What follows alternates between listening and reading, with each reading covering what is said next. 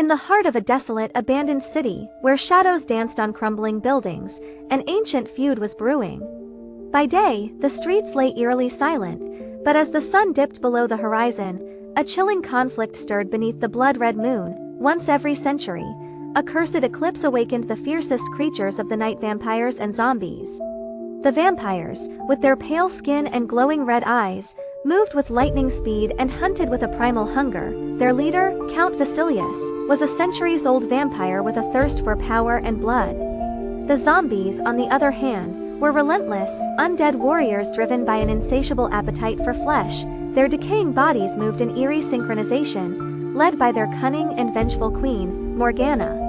She commanded an army of the undead, each soldier more terrifying than the last. As the eclipse cast its haunting glow, the two factions prepared for war.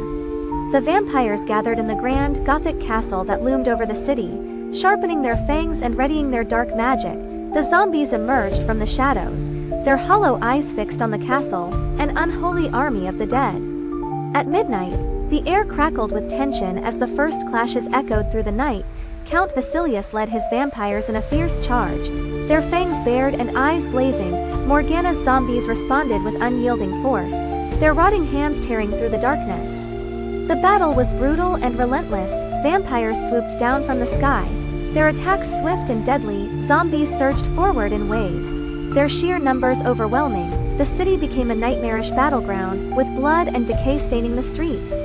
Amidst the chaos, a lone figure watched from the shadows: a young girl named Evelyn, the last human survivor of the city. She had heard stories of the ancient war but never imagined she'd witness it. As the battle raged on, Evelyn realized that she held the key to ending the bloodshed. With trembling hands, she uncovered an ancient amulet hidden in the ruins of the city. The amulet, said to be forged by the gods, held the power to break the curse of the eclipse, but to use it, Evelyn had to get close enough to both leaders without being torn apart. Summoning all her courage, Evelyn crept through the battlefield, dodging claws and teeth. Her heart pounded as she approached Count Vasilius and Morgana, who were locked in a deadly duel. The air was thick with the scent of blood and decay. With a final surge of bravery, Evelyn raised the amulet high, chanting the ancient words passed down through generations.